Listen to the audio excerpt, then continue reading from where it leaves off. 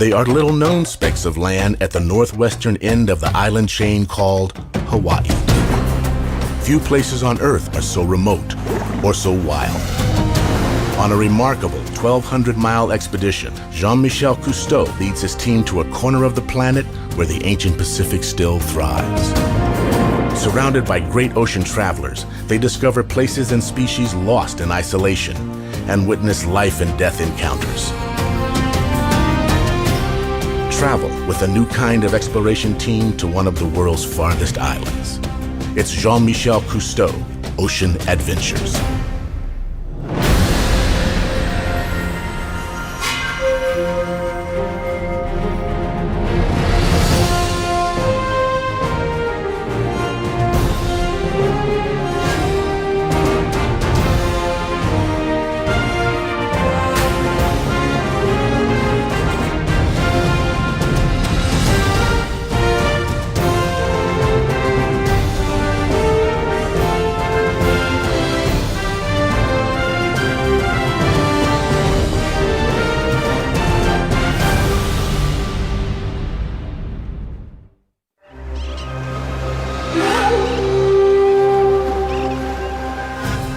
Since setting out from Honolulu to explore the distant northwest Hawaiian Islands, Jean-Michel Cousteau and his team have surveyed 900 miles of tropical paradise almost unknown to the outside world. Their next stop, tiny Laysan Island, is so vulnerable to damage by alien plant and animal species that radical precautions are imposed on visitors. Some of the team's equipment must be left behind. We have like cloth bags for like the tripod and stuff like that. Yeah, that stuff probably can't go in. Well, unless it's we better- inspected. Have Beth look at it and say what works and what not. That's why I've taken my mixer out of its case. Yeah. Because I can't take the case. Am I right? The last thing we're supposed to do is put on the clothes, put on the frozen underwear. It's not. Yeah, frozen. Right here on this top deck. In the breeze. So these have already all been sprayed with DEET as the permit recommended before we even sealed them. So if there was anything in the store, we sprayed everything first, sealed it, shipped it with us to Honolulu, and then we froze it for 48 hours, and then we put them in each of the containers here. All for Laysan Island, not to get mixed up with the other couple islands we are still going to land on. The big question is, will all the clothes fit? Antoine, this is yours. Okay, everybody naked. We're trying to reduce the number of seeds and insects, any kind of potentially invasive species that might colonize. This is a real simple ecosystem in terms of very few species. You gotta wear underwear. You don't have to. Appreciate you guys taking this really seriously. Sometimes people are skeptical about this, but it really does help the island.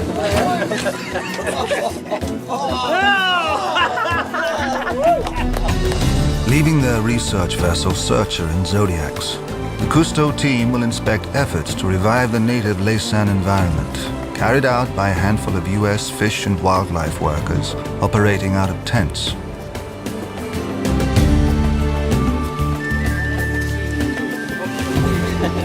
Laysan Island.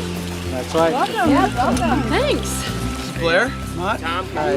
Melissa? Catherine. Catherine? Nice to meet you. Karen? Laura? Blair. Nice to meet you all. You have to take the position that we know nothing, and thus we want to avoid making mistakes. So you are the ones who should tell us what to do and what not to do. Okay? So we're here to support what you're doing, and definitely we want to have the least possible impact. Okay? So thank you. Serene now, Laysan was once a destination of treasure hunters. The prize here was not gold or jewels, but clumps of guano, formed by the chemical interaction between coral sand and the droppings of millions of seabirds. Guano was highly valued as a fertilizer and for making explosives. Mining crews worked amid Laysan's vast bird population for about 20 years during the late 1800s, shipping guano around the world. Poachers followed, devastating the birds by pilfering eggs and killing them for their feathers, which were used to trim hats. The public outcry stopped the practices and led President Theodore Roosevelt to protect Hawaii's birds in 1909, but the damage to Laysan had been done. Living far from the mainland, workers had introduced rabbits to supplement their food supply. The rabbits overran the island and left it so devoid of vegetation that sandstorms became still another threat to the seabirds. Birds got buried by drifting sand. And that still happens today up in the north part of the island, which hasn't revegetated. On really windy, stormy winters, the staff will go out after a big windstorm and find birds buried up to their neck that would surely die if they didn't dig them up. So if you were to left this island alone, there's a possibility we would not even see any of these plants here today. Right. Because yeah. of the rabbits and exactly. They lost practically everything. And that in turn would wipe out the birds here? Absolutely.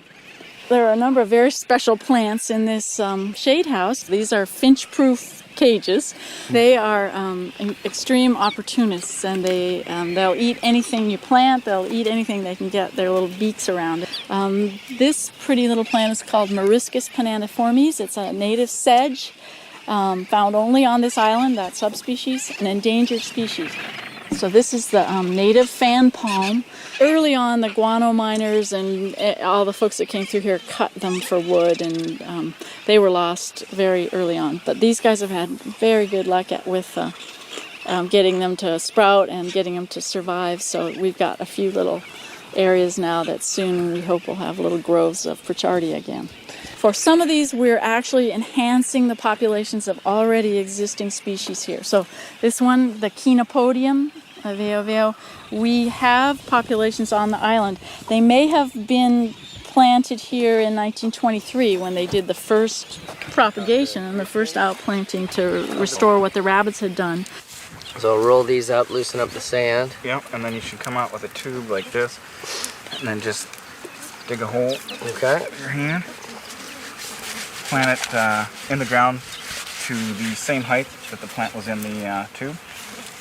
Now, how long will I have to wait until I come back and see the plants this big? These were planted about 3 months ago, 3 to 4 months ago. So we'll take these back to the greenhouse for other seedlings? Yep, we'll reuse them and come back out, plant those as well, and hopefully we get something started here. We want to make the community as much like it was before as we can.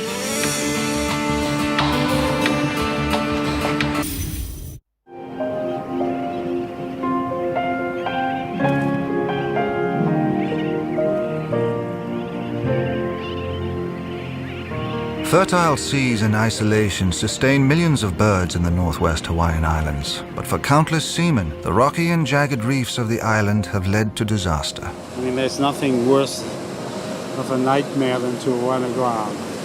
But so a Japanese longliner? It appears to be. So? You can still see the plating. Yeah. Not a good day. Well, the worst kind. Not a good day at sea. Then, evidence of something more sinister running aground here. In the geological record, if someone came back 10,000 years from now, there's going to be just a very thick layer in the sediments that's just plastic. Right. When we found out that not only the island is covered with debris which comes from the open ocean, but those debris which we discard everywhere is being picked up by birds who collect them because they are eggs, fish eggs usually, that have been laid on these pieces of plastic. And the parents brings it back to the island and feed their chicks. Lighters coming from all over the world, children toothbrush, adults, mascara, we have toys, we have soldiers, we have vials with still stuff in it. That went into a bird and back into another bird. Nature can take a lot of punishment. These creatures here are doing unbelievably well when you think what they have to put up with. And at the same time, perhaps too much is too much.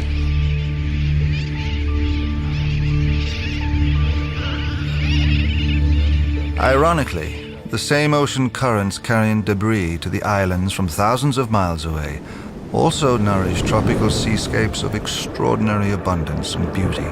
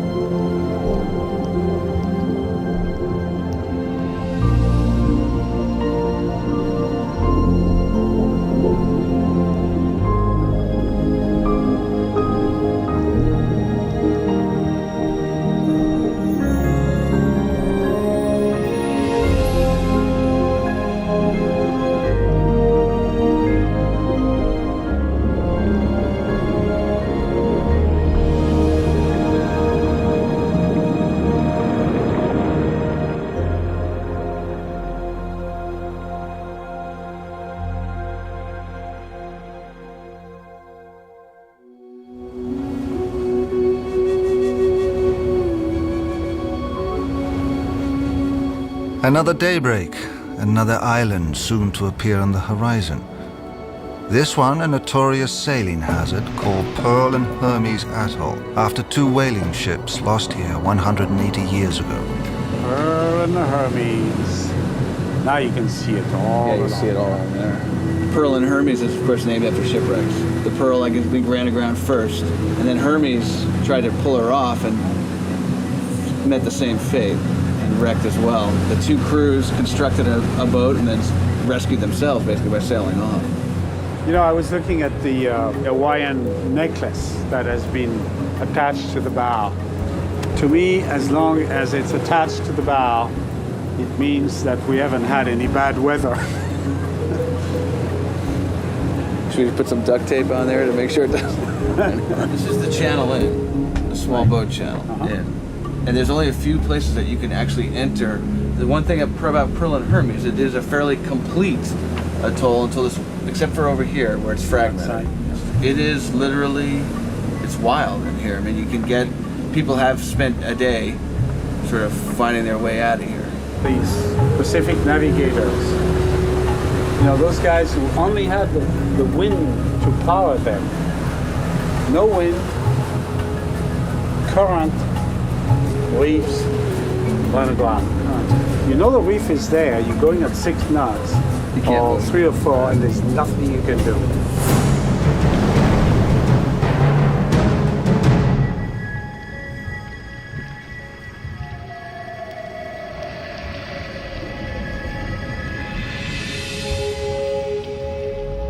In the winter of 1952, a former World War II Liberty ship was carrying grain from Honolulu to Korea when the captain miscalculated his course and hit Pearl and Hermes at 10 knots. The crew of 36 escaped in a lifeboat, but the vessel could not be dislodged. Amid the highest population of fish and the most fish species in all of the Northwest Hawaiian chain, the ship slowly broke apart under heavy seas.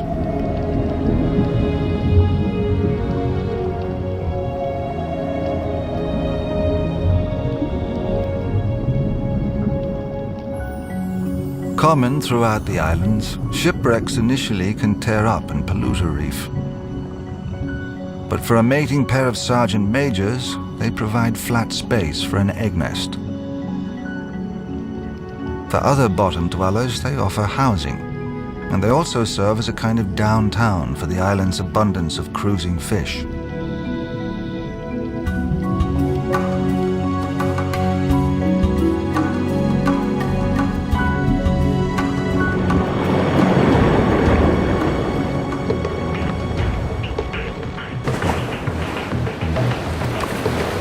Pearl and Hermes is also a favorite mating spot for the region's spinner dolphins.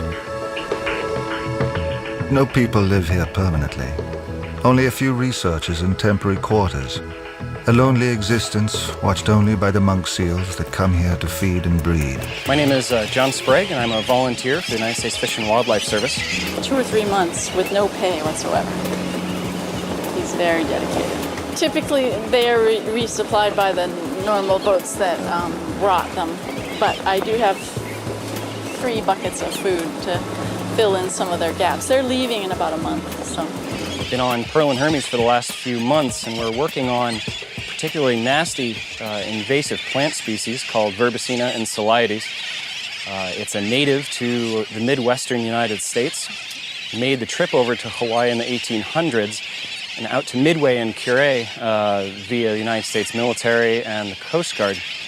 At some point in the mid-1990s, seeds from Midway or Kure made it onto Southeast Island, which is where we are here. These are all gear that only go to Pearl and Hermes Reef. Bucket luggage, the best you can buy. Approximately 20 bunches were sighted in 1997, and since that time, roughly 6 years or so, it has grown to cover over half the vegetated area of this island. I think in a given acre, you will see upwards of 11 billion seeds. And this is a truly huge number and is probably the primary reason that this plant has done so well on this island and grown at such a tremendous rate. It's a very difficult weed. We haven't figured out how to kill completely yet. And this is why you freeze your clothes, so you don't bring anything else to this wonderful island.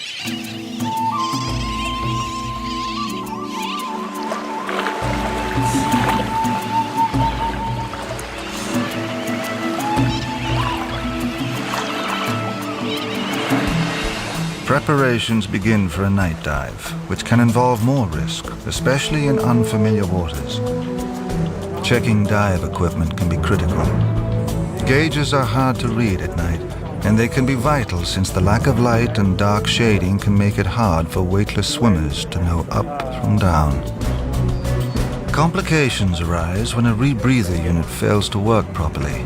The repair means a frustrating delay for one of the 2 dive teams. Since the camera team can spend up to 3 hours below using rebreathers, they descend to scout and to shoot wildlife scenes. So this is my first time down here, so you move towards the edge and it just starts to get slopey and then ledgy. It's like a rolling hills, and then what it is it's the reef peeling off. It's so fragile and frail, I mean you can just touch it and it'll fall. And then it drops down about 10 feet. So it's one layer of a reef that formed probably during the last ice age. It's good to be close to the drop-off. Lots happening. Yeah. The camera team films for an hour while repair continues above. Inside here, there's a flat O-ring on the inside that seats against this fitting. So I think it was leaking right in there. The problem is solved. The delay leaves Jean-Michel and his team with a smaller window of time to film in the darkening waters at 100 feet.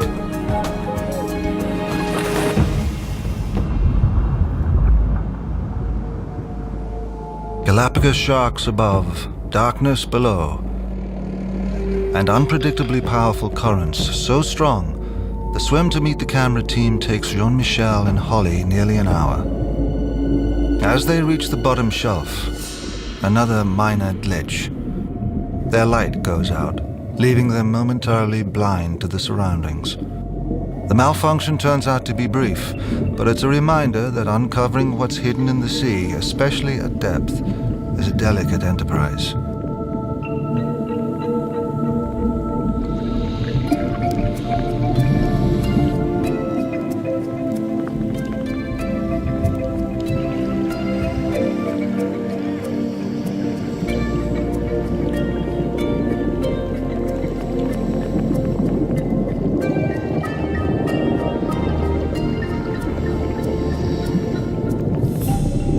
They come upon a puzzle, an anchor from a modern vessel. Investigating afterwards, they find no record of such a ship. Did a storm tear it from its anchorage in this distant place, or is there another untold story here? Just one of the countless mysteries these atolls and reefs keep. The currents are proving too strong. Television doesn't usually show it, but not all dives go well. Unpredictable conditions can make some frustrating or even worrisome. That was a really tough current. And the cable. Do we have a line down? The first concern is to account for all 9 divers. 6 are back, 3 continue to film. Everybody on open circuit are back, so everybody else left is closed rebreather. Now, what happened to Matt? I think he was just being pulled all the time. Being what? Pulled back. Pulled back. The cable was like straight along the bottom, and then it went up instead of being right over the top of us. So we all had to pull the cable so that he had slack to do the lighting. Current just. Oh yeah, the current was just ripping. That was the problem initially. The cable was being laid out was bending because of the current. So that I came down. It felt like a windsock in the breeze. I think the next time we should just swim farther. I'm glad I had this computer with me. My first decompression on a rebreather. Yeah. At night. Yeah. With no light. On a swinging boat. I was glad to find the boat. You know, we try to plan the dive and everything falls apart. We were half an hour late meeting you. Yeah. Because nobody was waiting. Well, thank God we were on rebreathers because we just sat down and kind of waited. Yeah. So it was okay. But we're still missing 3. On rebreathers, the camera team remains below for nearly 3 hours, filming and decompressing. There is concern, but confidence in a team with vast experience. Where are the divers? They're on. They are there. All down here? It's nice here, but as soon as you get around on the other side of the ship in the wind. I know, it's staying in one spot and trying to Right get that there, cable was right up current. and down. We could barely keep up with. And there was no line down. You seen Eve anywhere? Yeah, they're both at the deck right there. This is a Mexican fish. This is a 2 Mexican fish. Still excited about the stupid fish that are there. They're always there. They're predictable. They're worth $7,000 each, and we cannot touch them. What, did we get some good stuff? No. No? Well, next time. Next time we'll get them. We'll get them next time. I'm ready. Let's go right back right now. Every dive possesses new challenges, but the ultimate success is that everyone returns safely and the journey continues. After a difficult night dive, the team is ready again at dawn. This time to go even deeper and to test a new underwater communication system. Who's talking on the rebreathers? Blair and Matt. Okay.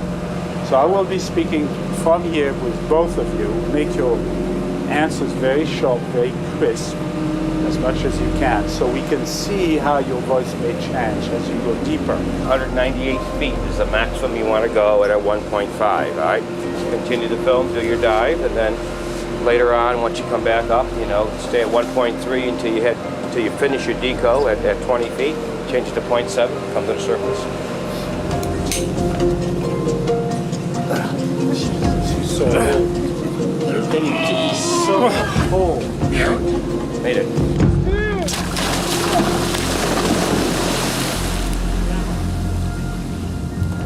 Chief diver Blair Mott wears an advanced full-face mask, equipped with a wireless microphone and radio transmitter. Diver 1, can you hear me? Loud and clear, topside. I've hit 60 feet. We're still at 78 degrees Fahrenheit. 60 feet, 78 degrees. Wonderful. I hope it stays that way, guys. Over. I read you 5 by 5 on that last transmission. Over.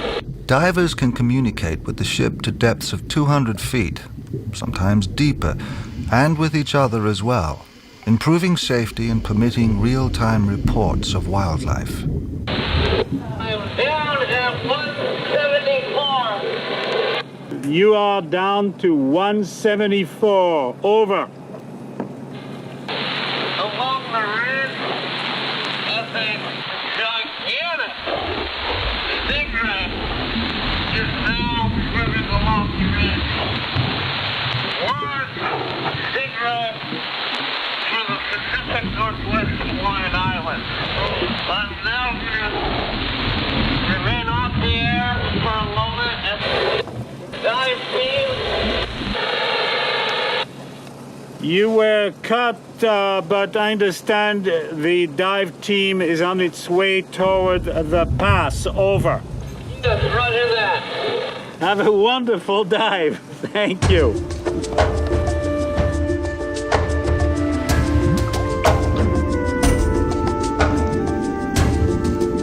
They're watched by a monk seal, by sharks and by jacks. Further evidence that large predators patrol these islands in unusual abundance.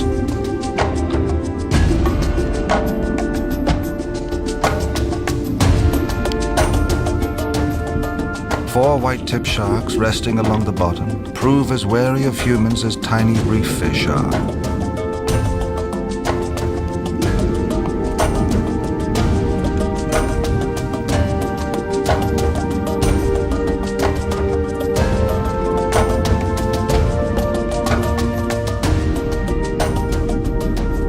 The team has hoped to observe sharks hunting, but both the sharks and jacks seem passive by day.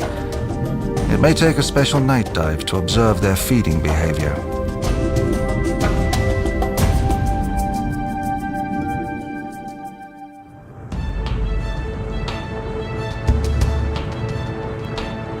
Ahead, the most famous island in the northwest Hawaiian chain, an atoll whose airstrips evoke memories of a decisive World War II battle fought off its shores.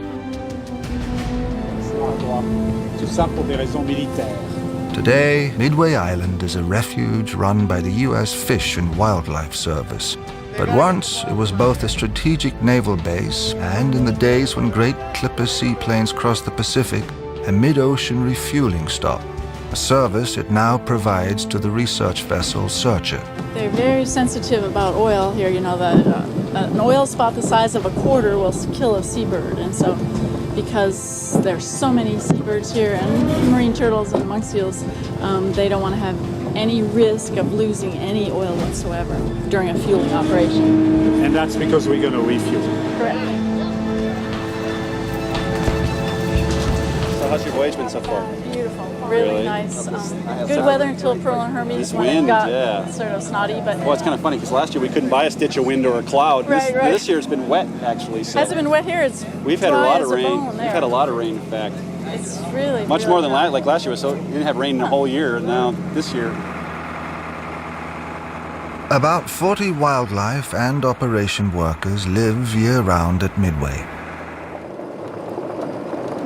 Basically, in 1903, the Trans-Pacific Cable Company came to Midway to set up the first telegraph line across the Pacific Ocean. That's where Midway first came to be important to the U.S. government. This was just blowing white sand, and they basically went across the island and planted vegetation every square yard. That's what they call Old Radar Hill. That was a radar installation in World War II on top of the hill. On top of the hill, you call that that's a hill, huh? that's the high point, man, right there. If there's a tsunami, that's where you head, right there to the top. Supposedly in here, there's an underground hospital buried. Yeah, that's our biggest bane is this verbicina right here. Well, it doesn't make it unaccessible, but it makes it real hard for birds to land and stuff and use it. Hang in there, stay over there, stay over there. This is the old cross runway. There's the active runway runs this way, and this is the north-south runway. Is that an emergency one, just in case? Well, yeah, a real emergency. This is known as Rusty Bucket. Basically, at the end of the runway, the military decided to bulldoze a bunch of metal and stuff into the ocean here, so hence the name Rusty Bucket. Nice red tails. Midway has long served as a stopover, not only for aircraft but seabirds. Some 2 million birds nest here under the watchful eye of the Fish and Wildlife Service.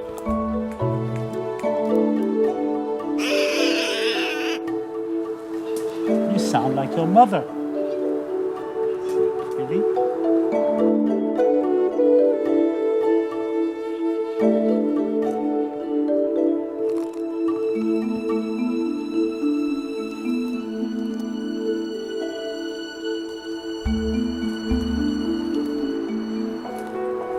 Wildlife managers can't protect birds that feed at sea amid floating debris. The carcass of a single adult reveals a fatal feast of garbage. So you're talking literally 150,000 pounds of land, marine plastic comes on the island each year as landfill, really, inside the birds. 150,000 pounds. 50,000 from 300 nesting pairs. 300,000 nesting pairs. What's the name of it? Droop wing. Droop wing. Wing, yep. Something that contained lead for some reason he got a hold of. Because of the contamination on the island. Right, which could have came in as a marine debris from another bird, or just a paint chip got picked up or something, and that's how it affects them. Yeah, 1940s and 50s, they were still using lead-based paint. So I think a lot of these buildings here. That one, no matter what, no matter how well fed he's going to be, will never make it. Right. Fishing nets lost or dumped at sea may be the most damaging refuse of all. This is 80 tons. The estimate is 4,000 tons in the Northwest Hawaiian Islands. We don't know the accumulation rate, but this is something that's staggering, and it has to be dealt with, and we're doing the best we can do, and I'm really proud of the people that are working on this and spending the time.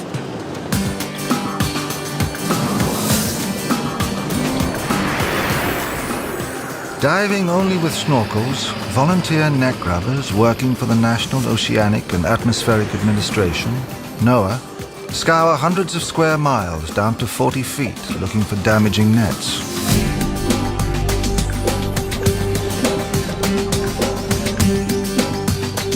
This day they're assisted by the Cousteau team.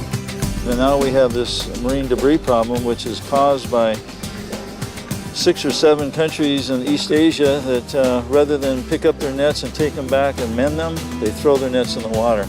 Along the way, these reefs are being destroyed by this material, picking up live corals and literally destroying everything on its way.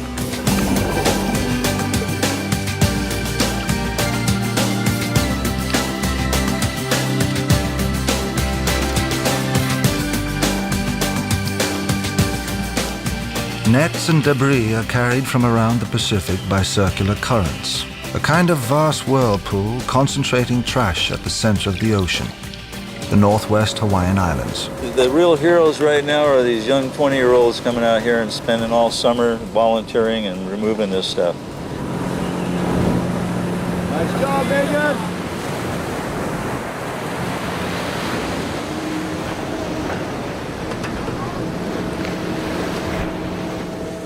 It was 542 pounds.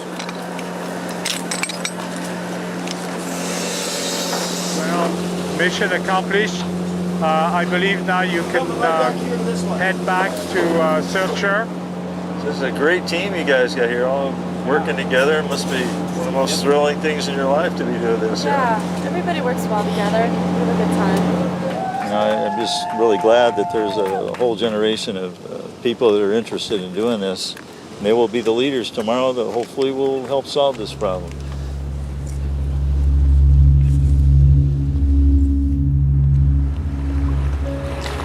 In mid-Pacific, a solemn moment. The team has carried here ashes of a friend lost in the past year, diving pioneer and publisher Paul Zimmerlis. Paul went to many ports of call while he was alive. He was a true gentleman, loved by many. Well, he was a friend of the ocean, a friend of all the divers, a friend of the diving industry. Paul is missed and will be missed, but he's part of the ocean, and as we have dedicated this expedition to the memory of Paul, may his memory live for a long time. Thank you, Paul.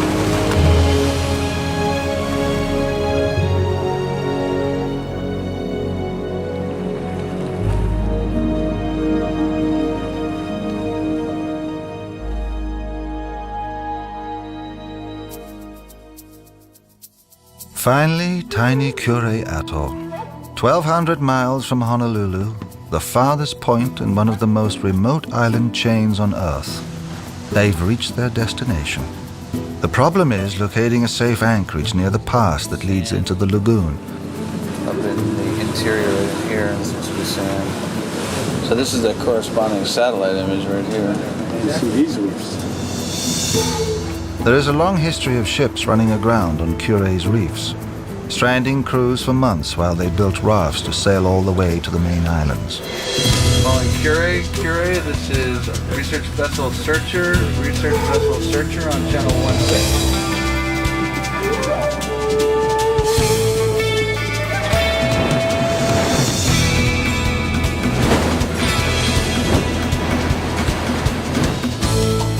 Cure is a favorite sight of spinner dolphins, which appear like a welcoming committee, perhaps exhilarated by the rare arrival of a ship here. The dolphins take turns racing about with a branch of algae, as if playing a game of catch.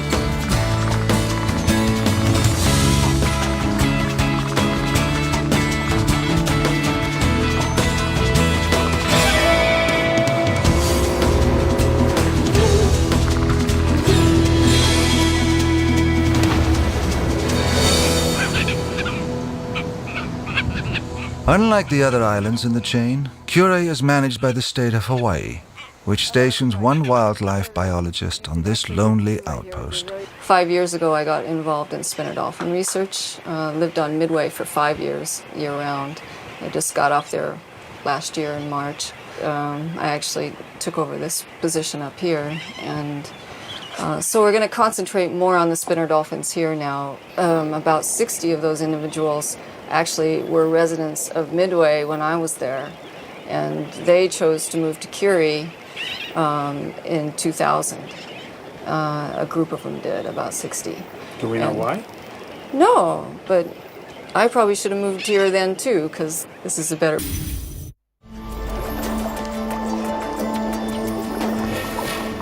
With an immense population of Galapagos sharks, Cure may be the place where the team can at last observe sharks feeding.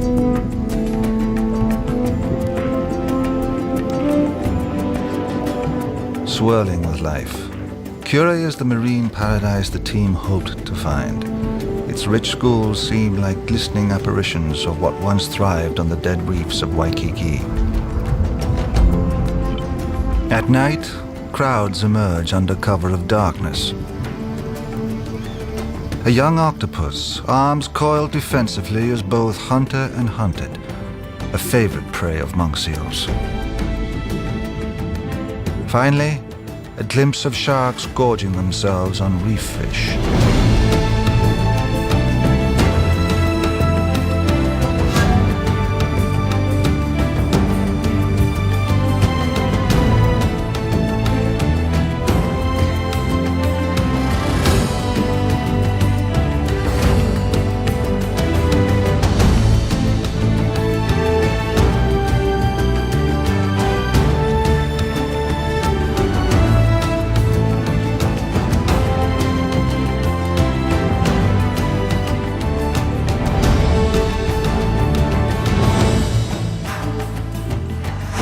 Then, they come face to face with a well-known monk seal, number 030. 030? 030, yeah. The monk seal had come and visited the underwater team on the water. Yeah, that was wonderful to hear that was her, because she is one of the oldest females that when the tagging started about 20 years ago, 22 years ago, she was one of the first animals that were tagged. So we actually know how old she was. She was a pup when she was tagged.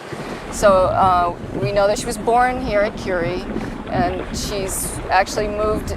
Occasionally she goes to Midway and pups there, and she's back over here. She pupped at Midway this year, and now she's back here. This is the preferred pupping habitat of Hawaiian monk seals, and you find on the west sides of most islands in the northwestern Hawaiian Islands, you have these nice deep beaches and the shallow area right here, which is what the females look for. The tiger sharks do cruise the beach, but it's fairly shallow, and they can take their pup in the water and nurse, they just stay with their pup for about 4 weeks, so they need a quiet place. And what actually happened is there was, a tennis court down there, and they had some boats, and it wasn't anything anybody meant to do, but they did disturb all the females off these sites, and the reproduction went to zero for many years, from the 60s into the 70s, And all the females chose alternate pupping sites, which aren't preferred, which turns out to be that little island out there called sand. The little sand spit. Right. The mothers would pup on those little sand spits, which are ephemeral, and some of them would be washed out over at night and they'd lose their pups. Once everybody realized why the pups weren't surviving, and they closed off this, especially this beach right here on the west side, the moms came back and pupped there, and we have 20 pups a year. About 5 years ago, there was an event that occurred up the chain, an unusual mortality event, essentially, where juveniles weren't surviving. Pups would survive about 6 months, starve to death, and die. And we're experiencing the same problem. There's absolutely almost no recruitment into the population. Hardly any young animals are surviving, and nobody really understands why, although they're really trying to study that and understand is it prey-based. I mean, they appear to be starving. Every single individual of this species of monk seals is considered critical to the population at this point. You've pulled a real significant piece out of the picture when you pull one animal out of 1,500, or we now think it's not 1,500, 1,200 and declining. So we could be watching, the second extinction of a monk seal. We watched the Caribbean go extinct in the 50s, and the Mediterranean most likely will be extinct in the wild. I think that when you get an animal at this point, it's critically endangered, the management becomes dangerous, because we're doing things that we're intervening into natural situations that have been skewed by us in the first place. At her mid-ocean site, Cynthia also studies the largest of all seabirds, albatrosses, some of which fly around the world. In this atoll in particular, albatross have been banded since the 50s. So we know there's some very old birds, and getting band returns on those birds is really exciting to see how long they're living, 50 years. We think maybe even 60 years, Cynthia cares for a fledgling she calls Lanai, hatched in a nest on her porch. Because we know she was hatched here, and when she's a chick from this year, she gets a band on her right leg. Anybody that gets a band on their left leg is somebody that's been banded after. We don't know how old the bird is. So we know how old Lanai is. This is the bum wing right here. It's okay, you gotta hold that head behind the skull. Go on up. This band could last 40 years. That's it. So we're gonna put her in her cage. I'm gonna go ahead and take over. I'm sorry, honey. Because Lanai failed to grow flight feathers, dooming her in the wild, Cynthia asks the Cousteau team to help transport her back to a wildlife park in Honolulu. I think she's a good ambassador for the species. I think, we do outreach programs, and it would be nice to bring the real thing to show young people what a beautiful bird this is and appreciate it. And that's your mission. Go for it, Lanai.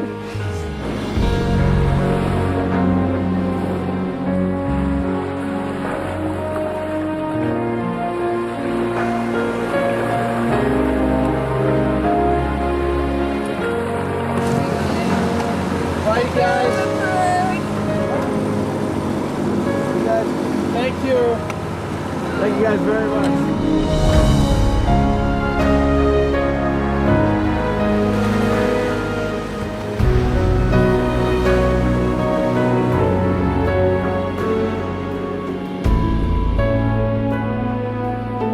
On the last night at Kure, before turning back toward the main islands, the team dives as daylight fades.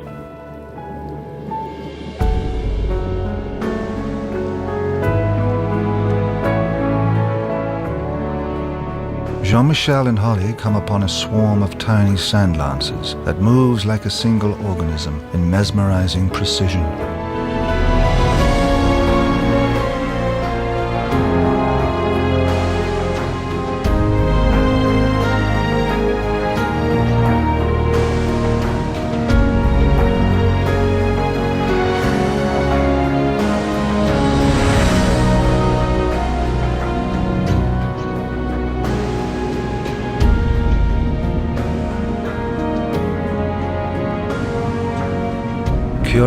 provided a final souvenir of its fertile and faraway abundance.